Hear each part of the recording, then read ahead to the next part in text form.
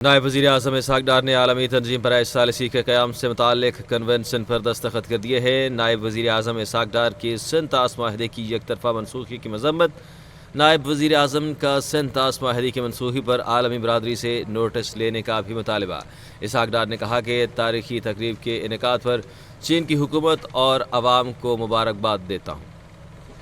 Important global institution to support principles of multilateralism and mediation. This initiative reminds me of another monumental step that China took some years back, the establishment of Asian Infrastructure Investment Bank.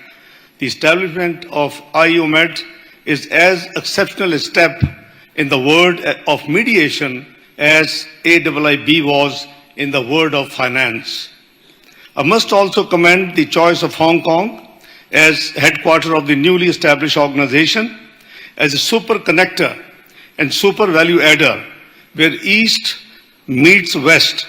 This dynamic city is well poised for this transformational journey.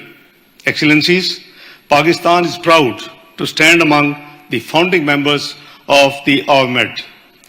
Pakistan has established an International Mediation and Arbitration Center, IMAC, to promote commercial and investment dispute resolution and judicial efficiency. We look forward to collaborating with the Secretariat of IOMED and IMAC of Pakistan. Excellencies, we believe that peace and security, as well as global prosperity, can be promoted and preserved through strict adherence to the principles of the UN Charter, faithful implementation of the UN Security Council resolutions, as well as international law. Mediation, diplomacy, dialogue, and international cooperation constitute important cornerstones of this comprehensive approach. Our presence here today is a reaffirmation of our commitment to these ideals.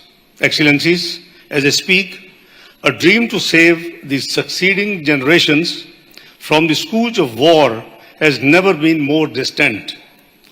From occupied Jammu and Kashmir to the occupied Palestinian territories, these long-standing disputes and situations of foreign occupation continue to pose a threat to regional and international peace and security.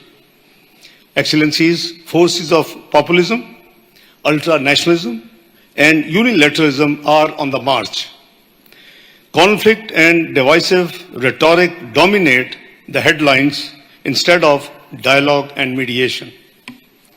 The purposes and the principles of the UN Charter, as well as fundamental tenets of international law, are being violated with impunity by some who are willing to sacrifice international peace at the altar of their narrow electoral gains and hegemonic regional ambitions.